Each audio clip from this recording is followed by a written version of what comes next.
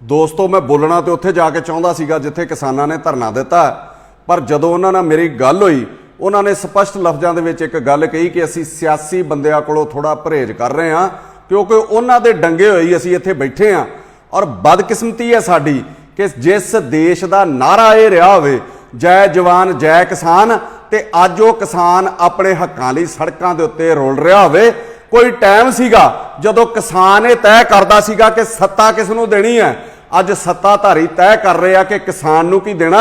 और किसान बेचारा जिवें ये कह रहा होवे कि जुबान तो खोल नजर तो मिला जवाब तो दे, मैं कितनी बार लुटा हूं मुझे हिसाब तो दे। मैं गल कर लगा जिस ऑर्डीनेंस नूं लैके किसान ये धरने दे उत्ते बैठा, जिन्हों रोकण करके वो सड़कां दे उत्ते उतरिया पिया, ਉਹਦੇ ਵਿੱਚ ਤਿੰਨ ਜਿਹੜੇ ਬਿੱਲ ਜਿਹੜੇ ਨਾ ਪਾਸ ਕੀਤੇ ਉਹ ਕਿਹੜੇ ਕਿਹੜੇ ਆ। Number 1 farmer produce trade and commerce. ਇਸ ਐਕਟ ਦੇ ਵਿੱਚ ਕਿਸੇ ਵੀ ਇਨਸਾਨ ਕੋਲ ਸਿਰਫ ਉਹਦਾ ਇੱਕ ਪੈਨ ਕਾਰਡ ਜਿਹੜਾ ਹੋਣਾ ਜ਼ਰੂਰੀ ਆ। ਇਹ ਵੀ ਦੱਸਣਾ ਜ਼ਰੂਰੀ ਨਹੀਂ ਕਿ ਉਹਦੇ ਖਾਤੇ 'ਚ ਪੈਸੇ ਹੈਗੇ ਆ ਕਿ ਨਹੀਂ ਹੈਗੇ, ਉਹਦੇ ਕੋਲ ਨਗਦ ਪੈਸੇ ਹੈਗੇ ਆ ਕਿ ਨਹੀਂ ਹੈਗੇ, ਉਹਦੀ ਬੈਂਕ 'ਚ ਕੋਈ ਲਿਮਟ ਹੈਗੀ ਕਿ ਨਹੀਂ ਹੈਗੀ, ਕੋਈ ਬੈਂਕ ਉਹਦੀ ਗਰੰਟੀ ਲੈਂਦਾ ਕਿ नहीं ਲੈਂਦਾ। कुछ भी ना होवे पर वो किसान की फसल जिहड़ी खरीद सकदा। शर्त यह रखी गई है कि 3 दिनों के विच विच जिहड़ी किसान नूं अदायगी करनी ज़्यादा जरूरी है। तो जे वो अदायगी नहीं करता, जे कोई झगड़ा पै जांदा ते किसान वो केस लैके SDM कोल जा सकदा। जे उत्थे भी नहीं निबड़दा तो फिर DC कोल जा सकदा। ते जे DC कोल भी नहीं निबड़दा तो फिर अगे ना कोई अपील ते ना दलील। जिवें अंग्रेज़ां वेले एक एक्ट आया सीगा नो अपील नो दलील, इहनूं रॉयलट एक्ट कहा जाता सी। उसे तरीके का कानून जिहड़ा हुण केंद्र सरकार फिर लैके आ गई। हुण मैं पुछना चाहुंदा कि जे किसान दे कोई पैसे मार लूगा तो कौन जिम्मेवार है। इस साडे देश दे विच एडे एडे नौसरबाज बैठे आ जिहड़े घर बैठे लोकां दे खाते चों पैसे कढा लैंदे आ। फिर किसान उन्हां दे चुंगल चों, किसान उन्हां दीयां छातर चालां चों किस तरह बचूगा। ते दूजी गल फिर जिहड़े वड्डे वड्डे कारोबारी आ जिन्हां ने किसानां दी सारी फसल खरीद लैनी आ, जिन्हां ने सारी सौदेबाजी करनी आ, जिन्हां दा सारा कारोबार ते कब्जा है, उन्हां दे खिलाफ किहड़ा DC किहड़ा SDM उन्हां दे खिलाफ जाके फैसला करन दी हिम्मत कर सकदा वा। कोई एक फैसला दस दो मैनूं वड्डियां फर्मां दे खिलाफ होया होवे। इत्थे ते हाल तो बन जानी आ किसान दी कि था इरादा शिकायत तेरी करेंगे हाकिम से मगर वो भी कम वक्त तेरा चाहने वाला निकला। किसी ने सुननी नहीं होती।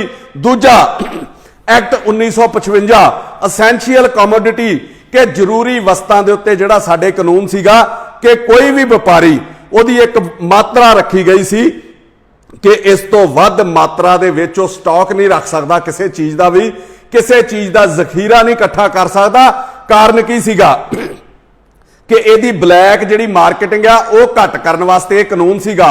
हुण एक आदमी एक व्यापारी जिन्हां दा सारे हिंदुस्तान के व्यापारां दे उत्ते कब्जा वा, वो सारे देश का अन्न भावें खरीद लवे ते दूने मुल तक वेच सकदा, उन्होंने कोई पुछण वाला नहीं। इहदे नाल महंगाई वधनी आ, जनता भुखी हो जानी आ क्योंकि किसान ते स्टॉक कर ही नहीं सकदा।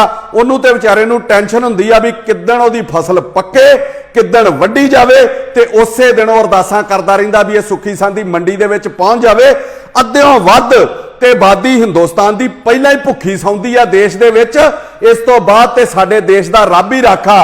पहला तो असीं सुणदे हुंदे सीगे कि जिस परमात्मा ने पैदा किया वो आपे रोटी भी दऊगा, ते हुण इह कहावत ही बदल जानी आ। हुण ते इह होगी कि जिहदे उत्ते वड्डे घराणिਆਂ दी नज़र मेहरबान आ उन्हां नूं रोटी वो आपे देणगे, बाकी भावें भुखे मरदे रहण। नंबर 3 जिहड़ा एक्ट आ ਉਹਦੇ ਵਿੱਚ ਕੀ ਆ कि farmers agreement on price assurance and farm services के कंट्रैक्ट बेस ਦੇ ਉੱਤੇ किसान नाल एक करारनामा कर लिया जाऊगा। जमीन का नहीं फसल का जिहड़ा ठेका कर लिया जाऊगा कि ਉਹਦਾ रेट जिहड़ा पहला ही तय कर लिया जाऊगा कि मान लो किसी की फसल का भाव जिहड़ा वध गया पर कंपनी ने जिहड़ा ਉਹਦੇ ਨਾਲ रेट तय किया आ उसे रेट के उत्ते ਉਹਦੇ कोलों फसल खरीदी जाऊगी। ते जे किते रब ना करे बाजार दे विच भाव घट गया तो वह कंपनी को एडे एडे अधिकार आ, वो कोई भी नुक्स कढ़ के जिवें किसी नाल लड़ाई झगड़ाई घर च करना होवे ते सब्जी चों वाल कढ़ लईदा वा, इसे तरीके का कोई नुक्स कढ़ के उहदी फसल नूं जिहड़ा डिनाई कर दूगा, चुकण तो इनकार कर दूगा ते किसान बेचारा थां थां ते धक्के खांदा फिरूगा अपनी फसल वेचण लई। ਤੇ ਜੇ इस दौरान कोई कुदरती मार पै गई तो उन्होंने कोई पैसा भी नहीं वो दूगा। सिर्फ ये 3 कानून ही ना समझे जान, किसानी नूं खत्म करने लई होर किहड़े-किहड़े फरमान जिहड़े जारी किए जा रहे हैं जिहदे वल लोकां दा जे ध्यान नहीं जा रहा।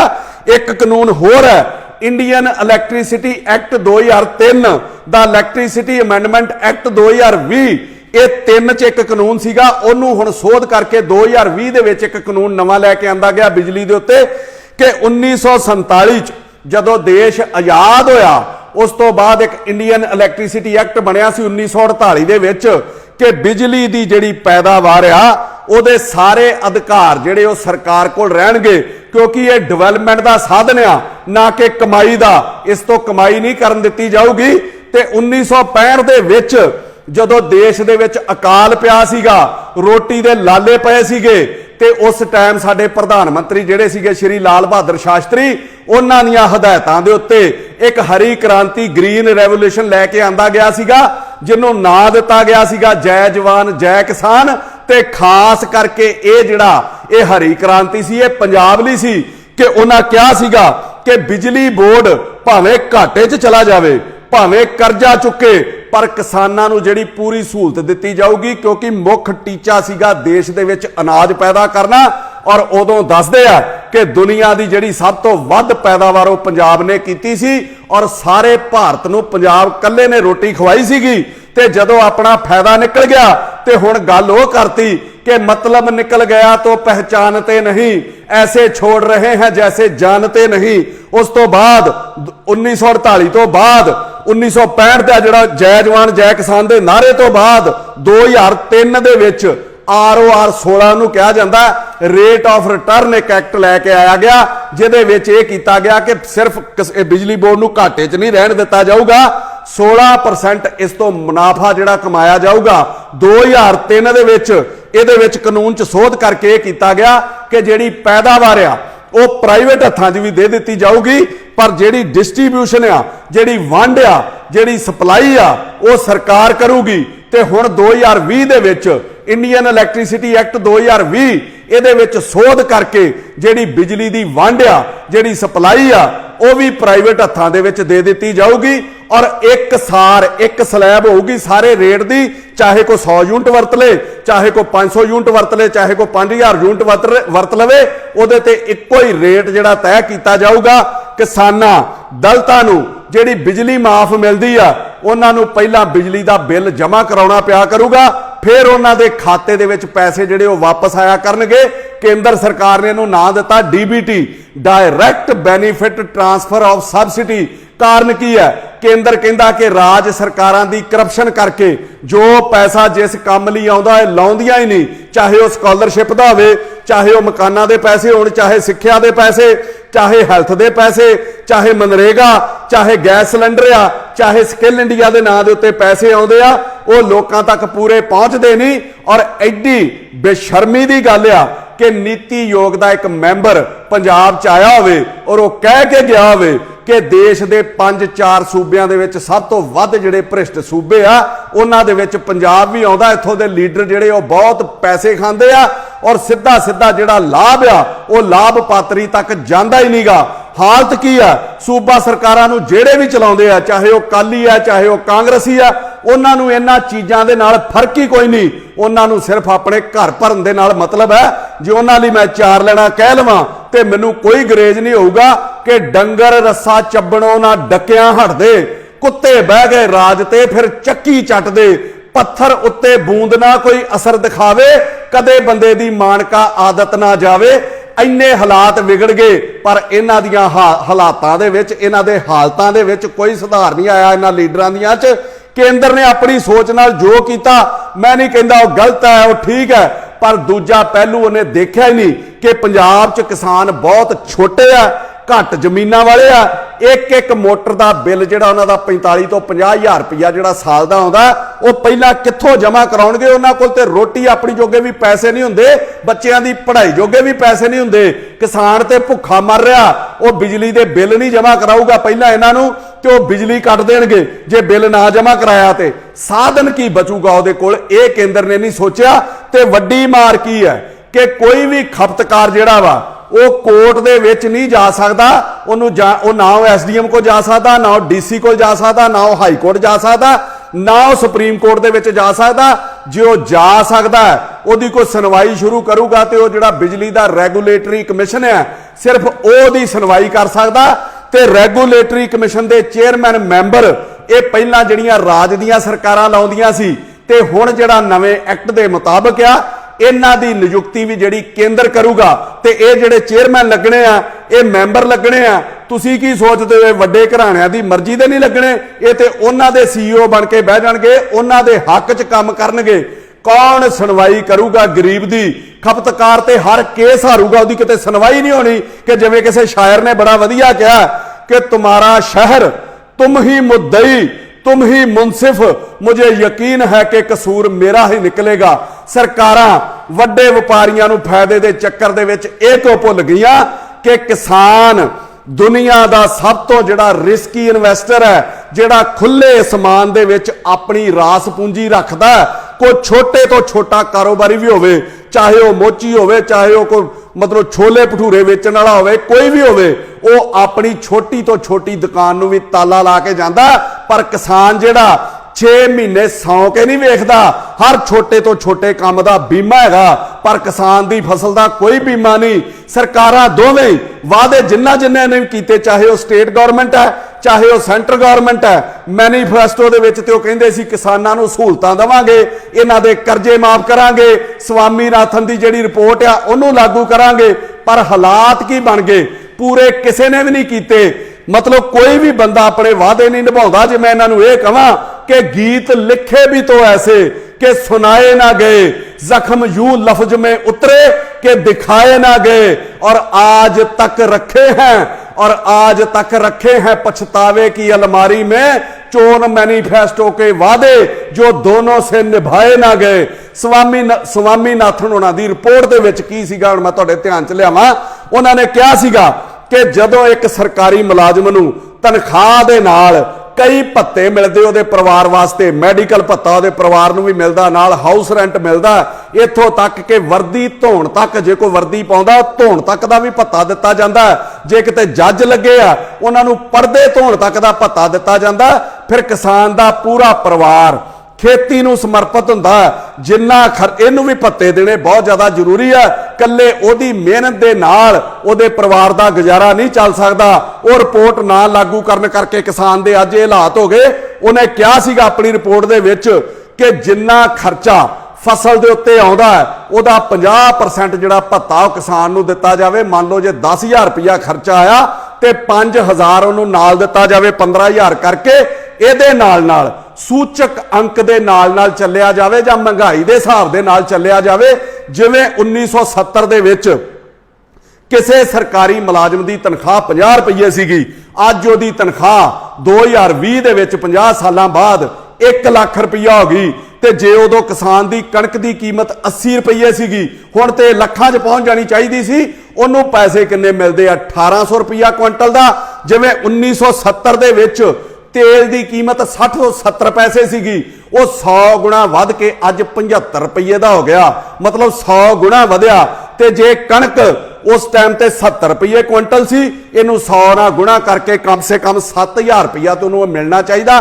वादे ये सीगे वो तो पूरे नहीं किए गए। ते फिर एडी की आफत आ गई देश दे विच, नैशनल मैडिकल जिहड़ी एमरजेंसी चल रही है, फिर बैकडोर ते जाके ब्लैक आवर दे विच ये बिल क्यों पास किया गया, किहड़े घराणिਆਂ दे दबाव च किया गया? देश ते महामारी दे नाल जूझ रहा वा। फिर ये कानून एडी छेती इन्हां दिनां दे विच लियाउण दी की लोड़ सी? किते ना किते वड्डे घराणे जिन्हां ने पैसा कमाउणा, जिन्हां ने सरकारां बनाउण दे उत्ते पैसा लाउणा, उन्हां दा किन्ना क दबाव सीगा।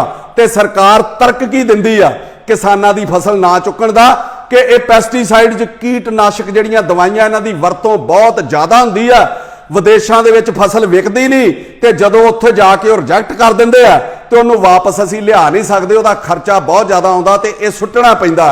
हुण सवाल की है कि कीटनाशक जिहड़ी दवाइयां दी वरतों आ वध पैदावार करने लई किसान नूं मजबूर किने कीता?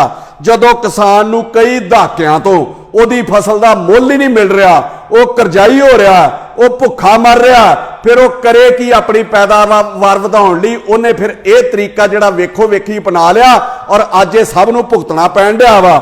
ਹੁਣ ਮੈਂ ਸਰਕਾਰ ਨੂੰ ਪੁੱਛਣਾ ਚਾਹੁੰਦਾ, ਚਾਹੇ ਉਹ ਕੇਂਦਰ ਦੀ ਆ ਚਾਹੇ ਪੰਜਾਬ ਦੀ ਆ, ਉਹ ਦੱਸੇ ਕਿ MSP ਮਿਨੀਮਮ ਸਪੋਰਟ ਪ੍ਰਾਈਸ ਜਿਹੜੀ ਹੈ ਉਹਦੇ ਚ 23 ਫਸਲਾਂ ਆਉਂਦੀਆਂ ਤੇ ਸਰਕਾਰ ਨੇ ਅੱਜ ਤੱਕ ਝੋਨੇ ਤੇ ਕਣਕ ਤੋਂ ਬਿਨਾ ਚੁੱਕਿਆ ਕੀ ਆ ਕਿਸਾਨ ਦਾ? ਕਿਸਾਨ ਦੀ ਹਾਲਤ ਲਈ ਅੱਜ ਇਹ ਜ਼ਿੰਮੇਵਾਰ ਕੌਣ ਹੈ? ਇਹਦੇ ਨਾਲ ਨਾਲ ਮੈਂ ਕਿਸਾਨੀ ਤੋਂ ਲਹਿਦਾ ਜਿਹੜੇ ਲੋਕ ਆ ਉਹਨਾਂ ਨੂੰ ਵੀ ਇਹ ਕਹਿਣਾ ਚਾਹੁੰਦਾ ਕਿ ਮਤ ਸੋਚੋ ਇਸ ਆਰਡੀਨੈਂਸ ਦੇ ਨਾਲ, ਇਸ ਕਾਨੂੰਨ ਦੇ ਨਾਲ ਸਿਰਫ ਕਿਸਾਨ ਨੂੰ ਫਰਕ ਪੈਣਾ, ਸਾਰੀ ਅਰਥ ਵਿਵਸਥਾ ਨੂੰ, ਸਾਰੀ ਇਕਨੋਮੀ ਨੂੰ ਇਹਦੇ ਨਾਲ ਫਰਕ ਪੈਣਾ, ਕਿਉਂਕਿ ਸਾਰੀ ਇਕਨੋਮੀ ਜਿਹੜੀ ਹੈ ਉਹ ਕਿਸਾਨ ਦੇ ਸਿਰ ਤੇ ਚੱਲਦੀ ਹੈ, ਫਸਲ ਦੇ ਸਿਰ ਤੇ ਚੱਲਦੀ ਹੈ। ਫਸਲ ਵੇਚ ਕੇ ਖਰੀਦਦਾਰੀ ਹੁੰਦੀ ਹੈ, ਚਾਹੇ ਉਹ ਕੱਪੜਾ ਹੈ, ਚਾਹੇ ਉਹ ਖਾਣ ਪੀਣ ਦਾ ਸਮਾਨ ਹੈ, ਚਾਹੇ ਉਹ ਲੋੜਾਂ ਨੇ, ਚਾਹੇ ਉਹ ਕਾਰਾਂ ਨੇ, ਹਰ ਲੋੜੀਂਦੀਆਂ ਚੀਜ਼ਾਂ ਤੇ ਲਗਜ਼ਰੀ ਦੀ ਜਿਹੜੀ ਖਰੀਦਦਾਰੀ ਹੈ ਉਹ ਕਿਸਾਨ ਦੇ ਮਤਲਬ ਕੰਮ ਕਰਨ ਤੋਂ ਸ਼ੁਰੂ ਹੁੰਦੀ ਹੈ। ਤੇ ਜੇ ਵੱਡੇ ਘਰਾਣਿਆਂ ਦਾ ਕਿਸਾਨੀ ਦੇ ਉੱਤੇ ਕਬਜ਼ਾ ਹੋ ਗਿਆ ਤੇ ਆਟੋਮੈਟਿਕਲੀ ਇਹ ਸਮਝ ਲਓ ਕਿ ਤੁਹਾਡੇ ਕਾਰੋਬਾਰ ਤੇ ਵੀ ਉਨਾ ਹੀ ਫਰਕ ਪੈਣਾ, ਕਿਉਂਕਿ ਉਹਨਾਂ ਕਾਰੋਬਾਰੀਆਂ ਦੇ ਵੱਡੇ ਵੱਡੇ ਮਾਲਸ ਨੇ ਜਿਹਦੇ ਵਿੱਚ ਹਰ ਚੀਜ਼ ਉਪਲਬਧ ਹੈ, ਉਹ ਕਿਸਾਨ ਨੂੰ ਮਜਬੂਰ ਕਰਨਗੇ, ਚਾਹੇ ਉਹ ਲਾਲਚ ਵਸ ਹੋਵੇ, ਚਾਹੇ ਉਹ ਬਿਜਲੀ ਦੀ ਛੋਟ ਦੇ ਕੇ ਹੋਵੇ, ਉੱਤੇ ਕੋਈ ਪੈਸੇ ਘਟਾ ਕੇ ਹੋਵੇ, ਚਾਹੇ ਫਸਲ ਦੇ ਮੁੱਲ ਦੇ ਉੱਤੇ ਕੋਈ ਸਹੂਲਤ ਦੇ ਕੇ ਹੋਵੇ। ਇਹਦੇ ਨਾਲ ਨਾਲ ਕਿਸਾਨ ਨੂੰ ਉਹ ਮਜਬੂਰ ਤੇ ਲਾਲਚ ਦੇਣਗੇ ਕਿ ਤੁਹਾਡੀ ਜਿਹੜੀ ਖਰੀਦਦਾਰੀ ਹੈ ਉਹ ਸਾਡੇ ਅਦਾਰਿਆਂ ਤੋਂ ਕੀਤੀ ਜਾਵੇ ਲੋੜੀਂਦੀਆਂ, ਤੇ ਤੁਸੀਂ ਵੀ ਰੋਵੋਗੇ ਜੇ ਅੱਜ ਤੁਸੀਂ ਇੱਕ ਦੂਜੇ ਦਾ ਸਾਥ ਨਾ ਦਿੱਤਾ ਤੇ ਖੀਰੇ ਟਾਈਮ ਤੁਹਾਡੇ ਤੇ ਵੀ ਆਉਣਾ। ਤੁਹਾਡੇ ਤੇ ਕਿਸੇ ਸ਼ਾਇਰ ਨੇ ਬੜੀਆਂ ਵਧੀਆ ਲੈਣਾ ਲਿਖੀਆਂ ਜਿਹੜੇ ਇੱਕ ਦੂਜੇ ਦਾ ਤਮਾਸ਼ਾ ਵੇਖਦੇ ਆ कि जलते घर को देखने वाले फूस का छप्पर आपका है, जलते घर को देखने वाले फूस का छप्पर आपका है, आग के पीछे तेज हवा है, आगे मुकद्दर आपका है, उसके कत्ल पे मैं भी चुप था, मेरा नंबर अब आया है, मेरे कत्ल पे आप भी चुप हैं, अगला नंबर आपका है। सब तो वड्डा जिहड़ा नुकसान होण जा रहा ਉਹ ਲੋਕਤੰਤਰ ਦਾ ਜਿਹੜਾ ਉਹ ਘਾਣ ਹੋਣ ਜਾ ਰਿਹਾ ਕਿ ਦੇਸ਼ ਦੇ ਵਿੱਚ 14.6 14.5 ਕਰੋੜ ਤੋਂ ਉੱਪਰ ਜਿਹੜੇ ਪਰਿਵਾਰ ਆ ਉਹ ਕਿਸਾਨ ਆ, ਤੇ ਪੰਜਾਬ ਤੇ ਇੱਕ ਇੱਕ ਪਰਿਵਾਰ 'ਚ 5-5 ਜੀ ਮੰਨ ਸਕਦੇ ਆ। ਯੂਪੀ ਬਿਹਾਰ ਦੇ ਵਿੱਚ 10-10 ਤੋਂ ਵੀ ਉੱਪਰ ਜਿਹੜੇ ਜੀ ਨੇ। ਦੇਸ਼ ਦੀ 70-75% ਜਿਹੜੀ ਆਬਾਦੀ ਆ ਉਹ ਕਿਸਾਨੀ ਤੇ ਨਿਰਭਰ ਆ, ਮਤਲਬ 100 ਕਰੋੜ ਦੇ ਕਰੀਬ ਲੋਕ ਜਿਹੜੇ ਕਿਸਾਨੀ ਤੇ ਨਿਰਭਰ ਨੇ ਉਹ ਵੱਡੇ ਘਰਾਣਿਆਂ ਦੇ ਪ੍ਰਭਾਵ ਹੇਠ ਆ ਜਾਣਗੇ। ਜਿਵੇਂ ਕੋਈ ਫੈਕਟਰੀ ਵਾਲਾ, ਜਿਵੇਂ ਕੋਈ ਦੁਕਾਨ ਵਾਲਾ ਆਪਣੇ ਮੁਲਾਜ਼ਮ ਨੂੰ, ਆਪਣੇ ਵਰਕਰ ਨੂੰ ਕਹਿ ਕੇ ਉਹਨੂੰ ਸਹੁੰ ਪਵਾ ਕੇ ਵੋਟਾਂ ਪਾਉਂਦਾ ਨਾ ਕਿ ਫਲਾਣੀ ਥਾਂ ਦੇ ਉੱਤੇ ਵੋਟ ਪਾਉਣੀ, ਤੇਰਾ ਮੈਂ ਆਹ ਅਲਾਇੰਸ ਦਊਂਗਾ, ਤੈਨੂੰ ਆਹ ਮੈਂ ਵਿੱਚ ਅਲਾਉਂਸ ਦੇ ਦੂੰਗਾ, ਆਹ ਕੁਛ ਤੇਰੇ ਲਈ ਕਰ ਦੂੰਗਾ, ਵੋਟਾਂ ਫਲਾਣੇ ਬੰਦੇ ਨੂੰ ਪਾਉਣੀਆਂ। ਇਸੇ ਤਰੀਕੇ ਦਾ ਕਬਜ਼ਾ ਜਿਹੜਾ ਦੇਸ਼ ਦੇ ਉੱਤੇ ਹੋਣ ਜਾ ਰਿਹਾ, ਹੋਣਾ ਇੱਥੇ ਵੀ ਇਹੋ ਹੀ ਆ। ਲੋਕਤੰਤਰ ਦਾ ਘਾਣ ਹੋ ਜਾਣਾ, ਇਹਨਾਂ ਦੇ ਚੁੰਗਲ ਚੋਂ ਬਾਹਰ ਆ ਹੀ ਨਹੀਂ ਸਕਣਾ ਕਿਸਾਨ ਨੇ। ਔਰ ਇਹ ਲੋਕ ਆਪਣੀ ਮਰਜ਼ੀ ਨਾਲ ਵੋਟਾਂ ਪਵਾ ਕੇ ਵੱਡੇ ਵੱਡੇ ਘਰਾਣੇ ਆਪਣੀ ਮਰਜ਼ੀ ਦੇ ਨਾਲ ਦੇਸ਼ ਦਾ ਪ੍ਰਧਾਨ ਮੰਤਰੀ ਬਣਾਉਣਗੇ, ਆਪਣੀ ਮਰਜ਼ੀ ਦੇ ਨਾਲ ਦੇਸ਼ ਦਾ ਮੁੱਖ ਮੰਤਰੀ ਬਣਾਉਣਗੇ। ਜਿਵੇਂ ਈਸਟ ਇੰਡੀਆ ਕੰਪਨੀ ਆਈ ਸੀ ਤੇ ਹੌਲੀ ਹੌਲੀ ਉਹਨੇ ਪੂਰੇ ਦੇਸ਼ ਦੇ ਉੱਤੇ ਕਬਜ਼ਾ ਕਰ ਲਿਆ ਸੀ ਅੰਗਰੇਜ਼ਾਂ ਨੇ, ਉਸੇ ਤਰੀਕੇ ਹੀ ਹੁਣ ਹੋਣ ਜਾ ਰਿਹਾ। ਅਖੀਰ ਦੇ ਵਿੱਚ ਮੈਂ ਕਹੂੰਗਾ ਕਿ ਦੇਸ਼ ਵਿਕ ਰਿਹਾ। ਰੇਲਵੇ ਵਿਕ ਗਿਆ, 에ਅਰਪੋਰਟ ਵਿਕ ਗਏ, ਬਿਜਲੀ ਵਿਕ ਗਈ, ਸੜਕਾਂ ਵਿਕ ਗਈਆਂ ਵੀ ਟੋਲ ਥਾਂ ਥਾਂ ਤੇ ਲੱਗੇ ਨੇ, ਟੈਲੀਫੋਨ ਵਿਕ ਗਏ, ਇੰਸ਼ੋਰੈਂਸ ਵਿਕ ਗਈ, ਨੌਕਰੀਆਂ ਤੱਕ ਪ੍ਰਾਈਵੇਟ ਜਿਹੜੀਆਂ ਹੱਥਾਂ ਦੇ ਵਿੱਚ ਆ ਗਈਆਂ, ਤੇ ਹੋਰ ਜਿਹੜਾ ਬੜਾ ਕੁਝ ਉਹ ਵੇਚਣ ਦੀ ਤਿਆਰੀ ਸੀਗੀ। ਇਹਦੇ ਨਾਲ ਨਾਲ ਅੱਜ ਜਿਹੜਾ ਕਿਸਾਨ ਨੂੰ ਵੀ ਵੇਚ ਦਿੱਤਾ ਗਿਆ। ਕਸੂਰ ਕਿਸੇ ਨੇਤਾ ਦਾ ਨਹੀਂ, ਕਿਸੇ ਅਫਸਰ ਦਾ ਨਹੀਂ, ਵੱਡੇ ਘਰਾਣਿਆਂ ਦਾ ਨਹੀਂ, ਕਸੂਰ ਲੋਕਾਂ ਦਾ ਕਿ 1947 ਚ ਆਜ਼ਾਦੀ ਲੈਣ ਤੋਂ ਬਾਅਦ ਅਸੀਂ ਇਹੋ ਜੀ ਨੀਂਦ ਸੁੱਤੇ, ਸਾਨੂੰ ਹੋਸ਼ ਹੀ ਨਹੀਂ ਆਈ ਤੇ ਚੋਰ ਸਾਡਾ ਸਾਰਾ ਕੁਝ ਹੀ ਲੈ ਕੇ ਚਲੇ ਗਏ ਤੇ ਅਸੀਂ ਅਜੇ ਤੱਕ ਵੀ ਨਹੀਂ ਉੱਠੇ। ਲੋਕ ਆਪਣੀ ਮੌਤ ਆਪ ਮਰ ਰਹੇ ਆ। ਮੈਂ ਸਮਾਪਤੀ 'ਚ ਕਹਿਣ ਲੱਗਾ कि अंधेरा ढकले सूरज को तो उजालों की खता क्या है, अंधेरा ढकले सूरज को तो उजाले की खता क्या है, लगी हो सेंध दीवारों में तो ताले की खता क्या है, किसी के रूप की मदरा नशे से भी नशीली हो, कोई पीकर मर जाए तो प्याले की खता क्या है।